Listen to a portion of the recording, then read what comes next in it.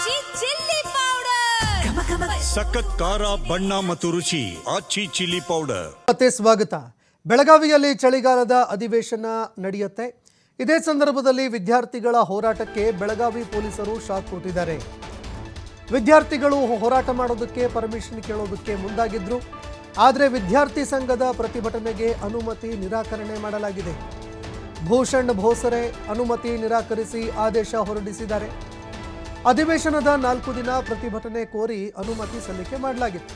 4 ದಿನ ನಾವು ಪ್ರತಿಭಟನೆ ಮಾಡಬೇಕು, ಪ್ರತಿಭಟನೆ ಮಾಡೋದಕ್ಕೆ ಅವಕಾಶ ಮಾಡಿಕೊಡಿ ಅಂತ ಅನುಮತಿ ಕೇಳಿದ್ರು. ಆದರೆ ವಿದ್ಯಾರ್ಥಿಗಳ ಹೋರಾಟಕ್ಕೆ ಅನುಮತಿ ನಿರಾಕರಣೆ ಮಾಡಲಾಗಿದೆ. ಪ್ರತಿಭಟನೆ ಮಾಡಿದ್ರೆ ಭದ್ರತೆಗೆ ಅಪಾಯ ಅಂತ ಗುಪ್ತಚರ ಇಲಾಖೆ ವರದಿ ಕೊಟ್ಟಿದೆಯಂತೆ.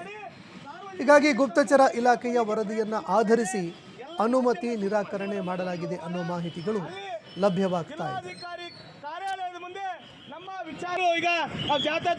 ಚಳಿಗಾಲ ಅಧಿವೇಶನದ 4ನೇ ದಿನ ಬೆಳಗಾವಿಯಲ್ಲಿ ವಿದ್ಯಾರ್ಥಿಗಳು ಒಂದು ಪ್ರತಿಭಟನೆ ಮಾಡೋದಕ್ಕೆ ಒಂದು ಪ್ಲಾನ್ ಮಾಡ್ಕೊಂಡಿದ್ರು. ಅದೇ ನಿಟ್ಟಿನಲ್ಲಿ ಬೆಳಗಾವಿ ಪೊಲೀಸ್ ಆಯುಕ್ತರಿಗೆ ಒಂದು ಮನವಿಯನ್ನು ಕೂಡ ಸಲ್ಲಿಸಿದ್ರು.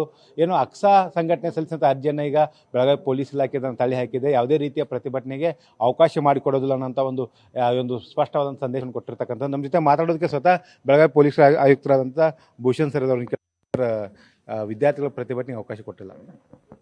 ಇಲ್ಲ, ಅವರು ಪ್ರತಿಭಟನೆಗೆ ಮನವಿ ಮಾಡಿದರು. ನಾವು ಅರ್ಜಿಗೆ ಪರಿಶೀಲಿಸಿದ್ದೀವಿ. ಇವರ ಸಂಘಟನೆ ಮೇಲೆ ಧಾರವಾಡನಲ್ಲಿ 2 FIR ದಾಖಲು ಮಾಡಲಾಗಿದೆ. ಅವರು ಆವಾಗ 3 ಲಕ್ಷ ಜನ ಕರ್ಕೊಂಡು ಬಂದರು. ಟ್ರಾಫಿಕ್ಗೆ ಧಕ್ಕೆ ಉಂಟಾಗಿದೆ. Public order it would have pose the danger to the public order. ಆ ಹಿನ್ನೆಲೆಯಲ್ಲಿ ಮತ್ತು ನಮ್ಮದು ಇಂಟೆಲಿಜೆನ್ಸ್ ರಿಪೋರ್ಟ್ ತಗೊಂಡು ನಾವು ಈ ಸಂಘಟನೆಗೆ ಪ್ರತಿಭಟನೆ ಮಾಡೋಕ್ಕೆ ಅನುಮತಿ ನೀಡ್ತಾ ಇಲ್ಲ. ಒಂದು ವೇಳೆ ಗ್ಯಾದರ್ ಆದ ಕಾನೂನು ಸುವ್ಯವಸ್ಥೆ ಧಕ್ಕೆ ಆಗುವಂಥ ಸನ್ನಿವೇಶ ಇದೆಯಾ ಅಂತ ಸರ್?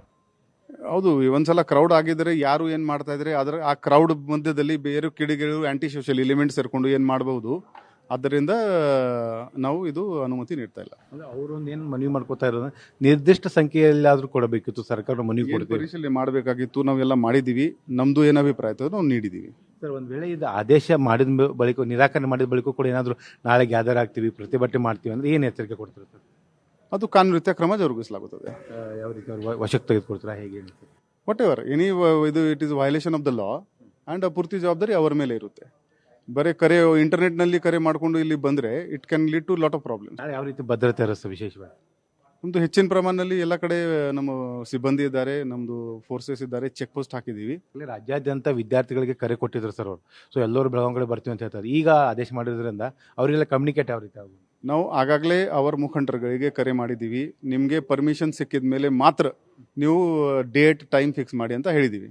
ಅದು ಆಗಿದ್ರೆ ಅಂದರೆ ಅವರ ಮೇಲೆ ಜವಾಬ್ದಾರಿ ಇರುತ್ತೆ. ಸೊ ಇದಿಷ್ಟು ಏನಂದರೆ ಪೊಲೀಸ್ ಆಯುಕ್ತರು ಒಂದು ಸ್ಪಷ್ಟವಾಗಿ ಹೇಳುವಂಥ ಮಾತು, ಯಾವುದೇ ಕಾರಣಕ್ಕೂ ವಿದ್ಯಾರ್ಥಿಗಳ ಒಂದು ಪ್ರತಿಭಟನೆಗೆ ಅವಕಾಶ ಇಲ್ಲ. ಅಕ್ಷಾ ಸಂಘಟನೆ ಏನೊಂದು ಅನುಮತಿ ಕೇಳಿ ಅರ್ಜಿ ಸಲ್ಲಿಸಿದ ಅರ್ಜಿಯನ್ನು ಈಗ ತಿರಸ್ಕಾರ ಮಾಡಿದ್ವಿ. ಗುಪ್ತಚರ ಇಲಾಖೆಯ ಒಂದು ಮಾಹಿತಿ ಆಧರಿಸಿ ಈಗ ಈ ಒಂದು ಕ್ರಮವನ್ನು ತೆಗೆದುಕೊಂಡಿದ್ದೇವೆ. ಯಾರಾದರೂ ಆ ಅನುಮತಿ ನಿರಾಕರಣೆ ಮಧ್ಯೆಯೂ ಕೂಡ ಬೆಳಗಾವಿ ಅಧಿವೇಶನ ಸಂದರ್ಭದಲ್ಲಿ ಪ್ರತಿಭಟನೆ ಮಾಡೋದಕ್ಕೆ ವಿದ್ಯಾರ್ಥಿಗಳು ಮುಂದಾದರೆ ಅವರನ್ನು ಪ್ರಿವೆಂಟಿವ್ ಆಗಿ ವಶಕ್ಕೆ ತೆಗೆದುಕೊಳ್ತೇವೆ, ಅರೆಸ್ಟ್ ಮಾಡ್ತೀವಿ ಅನ್ನೋಂಥ ಎಚ್ಚರಿಕೆಯನ್ನು ಕೊಡ್ತಾ ಇದ್ದಾರೆ. ಕ್ಯಾಮ್ರಾಮನ್ ರವಿ ಜೊತೆ ಶ್ರೀಧರ್ ಕೊಟ್ಟಾರ್ಗಸಿ, TV5 ಬೆಳಗಾವಿ.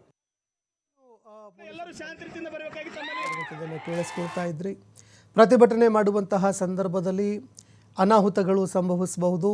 ಅದರಲ್ಲೂ ಪ್ರತಿಭಟನೆ ಮಾಡೋದಕ್ಕೆ ಅವಕಾಶ ಕೇಳಿದಂತಹ ಈ ವಿದ್ಯಾರ್ಥಿ ಸಂಘಟನೆ ಏನಿದೆ, ಈ ಸಂಘಟನೆ ಮೇಲೆ ಹಲವಾರು ಪ್ರಕರಣಗಳು ದಾಖಲಾಗಿದ್ದಾವೆ. ಹಲವಾರು ಕೇಸ್ ಇರೋದ್ರಿಂದಾಗಿ ಈ ಪ್ರತಿಭಟನೆಗೆ ನಾವು ಅವಕಾಶ ನಿರಾಕರಣೆ ಮಾಡಿದ್ದೀವಿ. ಧಾರವಾಡದಲ್ಲಿ 2 ಪ್ರಕರಣಗಳು ದಾಖಲಾಗಿದ್ದೀವಿ ಅಂತೆ. ಹೀಗಾಗಿ ಇಂಟೆಲಿಜೆನ್ಸ್ ರಿಪೋರ್ಟ್ ಇರೋದ್ರಿಂದಾಗಿ ನಾವು ಪ್ರತಿಭಟನೆಗೆ ಅವಕಾಶ ಮಾಡಿಕೊಟ್ಟಿಲ್ಲ ಅಂತ ಹೇಳಿದ್ದಾರೆ. ಈ ನಡುವೆ ವಿದ್ಯಾರ್ಥಿಗಳು ನಿರುದ್ಯೋಗ ಸಮಸ್ಯೆ ಹೆಚ್ಚಳ ಆಗಿದೆ.